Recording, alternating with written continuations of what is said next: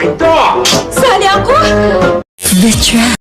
Payag naman ng bagong Social Welfare Secretary Judy Tagiwalo na susuriin niya ang mga donasyon na nakuha ng Pilipinas noong panahon ng Bagyong Yolanda. Pahanan ng Department of Education o DepEd ang implementasyon ng buwanang feeding program para sa halos 2 milyong malnourished at underfed na mag-aaral ngayong taon.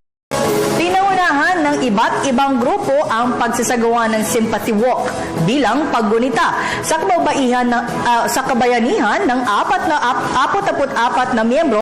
Ito po naman ang ilang health groups ang plano ni President-elect Rodrigo Duterte na kung sa'y tasa ng buwis sa mga junk food. O Lord, our life had been influenced by so many factors, so many events, so many people. Help us to realize, Lord, that we are responsible for our own destiny, that we may not miss, and we must pay special attention on achieving our one and only goal in life, you and heaven. If we miss it, we miss everything.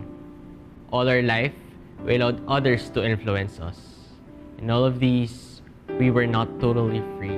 We want now to declare our independence. We want to exercise our right to choose you. But we need your grace to do it. We need your mercy for it. O Lord, you did it. You finished your suffering on the cross.